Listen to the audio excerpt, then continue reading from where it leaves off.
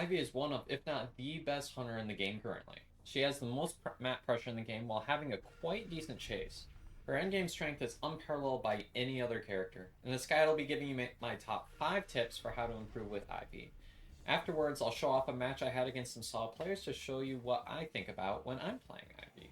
Alright, step number 1, multitask in the early game. Having a successful early game is integral in a successful Ivy match. Ivy's strength in the early game comes not really through her base chase, but in her ability to keep all other survivors distracted while she chases a survivor perhaps a little bit longer than other hunters.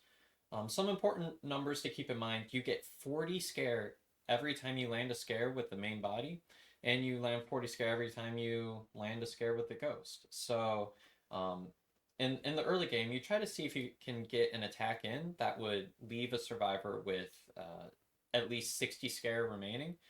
If you're able to do that, then a lot of times what you'll be able to do is you'll be able to get one of these things in where you'll be able to get a hit on the survivor. They'll have a lot of scare remaining, which should lead to a faster second hit here. Like for instance, in this example here, I'm chasing the puppeteer, and just like that, I'm able to wait out the ability and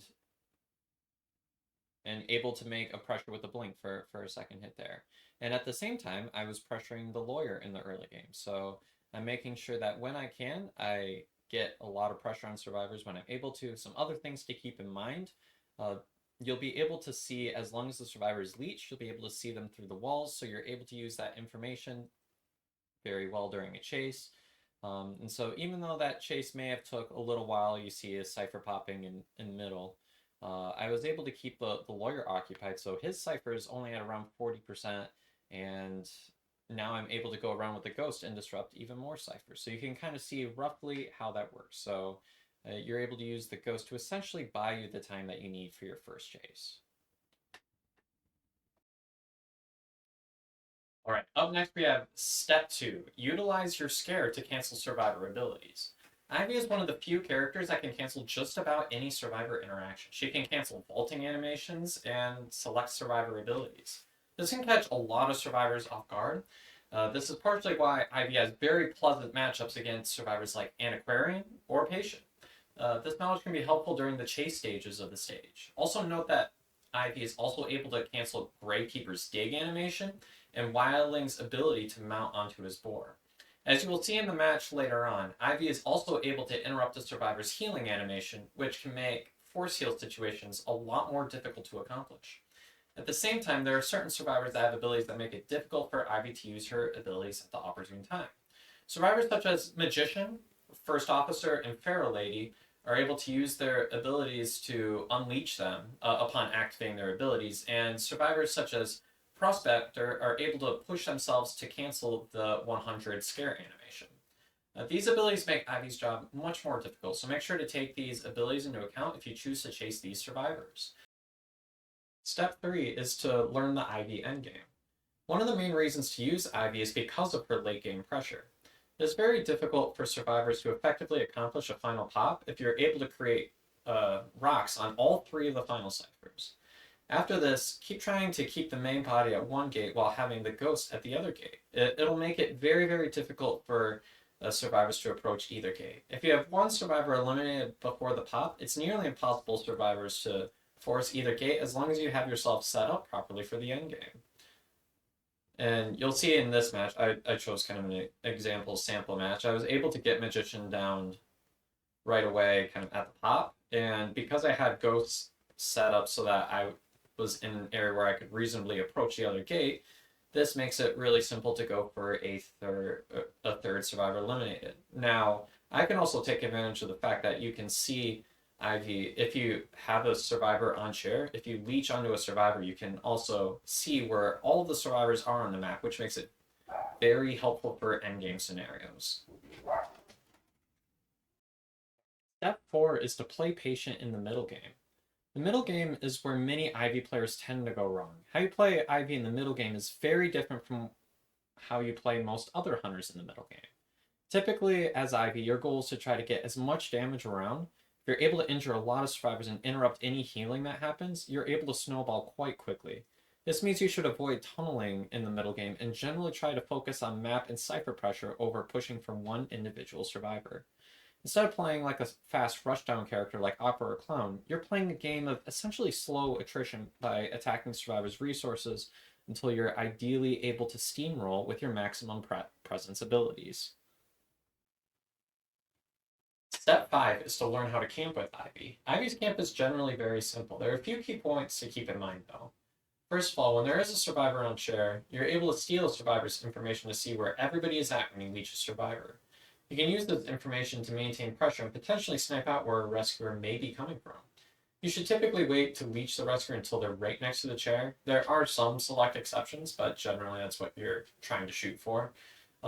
Make sure that you don't leech the survivor that you actually physically have on the chair, except for, once again, a few select scenarios, but this will be important later. Like, for instance, one exception might be if you have a survivor on share and you have to leech them so that you can try to steal that survivor's information to see where a survivor may be coming from. That's an acceptable reason to leech onto a survivor on share, but in general, that's not what you want to go for. But when you have the rescuer leech, there are actually a few numbers that you have to keep in mind. For a typical tied rescuer, such as like Mercenary or Murrow, if you're able to get a hit after 94 scare, if they're within the Ostracon radius, you'll be able to guarantee the double hit. So if you hit them on or after 94 scare, you'll be able to get 2 hits in. And a few more numbers is that you actually gain 24 scare from each body scare when the leech is close in radius to the rocket chair. You can also use these scares to cancel survivor's rescue animation as long as they're looking into the scare. With any luck, you'll be able to use this information to get a double hit on a rescuer, and then you'll be able to use your ghost to catch up to the original survivor you were chasing. And that is why it was important to avoid leeching them on the chair. Again, in most scenarios. But now that I've gone over my top 5 tips, we'll get into some gameplay now. Alright, so this is a match that I had back in September against quite some solid players here. You can kind of see, you might recognize some of the usernames, but anyways, this is a really nice match that I had. This is before her nerf, so the ghost and the main body scare have gained a couple more seconds since this, but this was such an instructive match that I thought that I would just go ahead and show it to you all anyways, because there were a lot of themes that I think can be really important. Now notice how in this early game, I just go right for a leech and my main body is going in another direction. Now, I have my main body going for Cowboy here. And notice with the ghost, the entire time I'm going through a chase, I am managing both of the bodies at the exact same time. And this is what you'll notice like the really good Ivies are going to do. They're going to know exactly when it's time to tunnel and when it's time to focus up. So I call the ghost back. And for here, yeah, what I did was I saw the acrobat let it just go to 100. So when that happens, feel free to challenge survivors, call them out for not respecting you there. Now, I could blink on the acrobat here. I decided to go for some other stuff. Looking back, I probably should have gone for a blink just to try to get an early down, but this is the way to play Ivy really aggressively in the early game, especially against an acrobat. An acrobat's really hard to pressure like that, really. But we end up getting. I don't end up getting the rock onto patient. They end up removing that one in middle. But even though there has been a decent amount of time, Acrobat has used quite a few of his Acrobat balls, so already I'm kind of cutting away at the resources. Even if it doesn't look like stuff is happening right away, stuff will be happening over the course of time. And now Cowboy's here, so there's that. They did pop one cipher, but again, not too much progress other than that. I think I end up losing the survivors here. Yeah, I end up completely losing them. But no worries. They end up letting me get this hit here, which, again, any time you can build up closer to max presence, you gotta really take it here. So I end up, yeah, once again, getting really aggressive trying to go after patient here. But even though this early game is really slow, we can look and they don't really have too much past like the first couple ciphers. So still doing okay. They end up getting the heal off, but now I'm at max presence, and this is when I'm able to really play around stuff. I go for a blink that honestly probably should have hit, but whatever, it is what it is. I could have also went for a main body scare on Cowboy there, but I decided to just chase like normal. Once again, every time I come past this cipher, I really want to hammer this down. Even though this probably isn't the way I necessarily should have played the early game here, I want to stress that matches can be okay even if you don't get the down right away, which is something that takes a little while to get used to. Those of you all that play Mad Eyes or play Dream Witch are really used to this idea, but it's kind of something that's unique to the character that you can have quite a long first kite and still be okay in the long run. Now, I ended up being good here because of some stuff in the end game. Again, this is one of the things Ivy can really clutch up in the end game if you know what you're doing. But anyways, I am just putting down more and more rocks when I can. And Psychologist is gonna attempt to push a cipher. But here, this is an instructive thing. Wait till the survivor is close to this cipher before you really go for anything there. Now that Psychologist does actually have to go off the cipher. Because if you don't leech them when they're on the cipher, they can just completely disrespect it and be totally fine. And we don't like that. So and that'll sometimes happen to you. That is the annoying thing, is that there's not really a great way to control where exactly it's going to go. So instead, I decide to read where this cowboy's going, get the scare, and then get the down. So could have been done faster, but it is what it is. Sometimes that happens to you. And they have the final ciphers here. Now I want to show you kind of some of the end game themes that you can kind of work for. Now, they end up transferring damage here, which I think was probably a mistake because that is the last cipher, and now I'm able to get this down on the last cipher, which is really nice. Now, I could have decided to chair the Psychologist. In fact, that's probably what I should have done, but I end up deciding that I want to go after Cowboy here.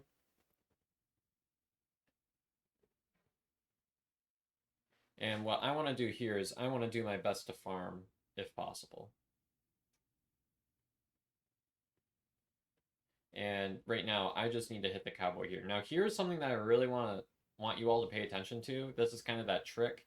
If you walk up to a survivor and they end up seeing that scare, it actually forces them off healing, which is something that's really cool. Now, I want you all to watch this end game. They end up popping the final cipher there. I almost got the teleport right on them too.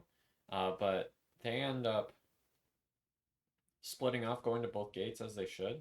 But if they get over aggressive at the gate, and again, you won't really get survivors that will kind of wait in the middle until like really, really high tier. I decide to go really aggressive with this survivor, but it ends up working out because I'm able to get the max presence ability. Now, I was able to do this because I knew that logically the other two survivors couldn't have been at the gate in time because they were both like just in basement. So I'm able to get this chairing and then have the ghost go to gate. Actually, I have main body go to gate here. That's even more pressure because I already had a rock over there. And this is a way I can continue to pressure. And I have a blink, so Psychologist is not going to last too long. And this Psychologist ended up putting themselves in a corner, so I don't even need to use my blink, but that is all good. I end up looking, they end up getting this. I decide to just go after it right away. I could have gone for the chairing, put some extra pressure on. Now that's something to keep aware of. Again, I said this match had a lot of key themes. Survivors will stare at walls because if you saw that notification at the top, you can back up to see it again. I can't actually scare that survivor if they're directly looking at a wall. So that's kind of something to keep in mind there. And now I could go aggressive for the 4K, except I'm perfectly happy just going with this. And I'm okay doing a blink because if they decide to go for a hook, I can just scare them out of it. So they were scared of that. And yeah, so that allowed me to get the 4K there, which is really, really cool. I hope you all got some really key themes, and I hope this helps you all. If you have any questions that you would like to ask me, I do have a link to my Discord in the description, but make sure to like and subscribe for more guides like this one. Yeah.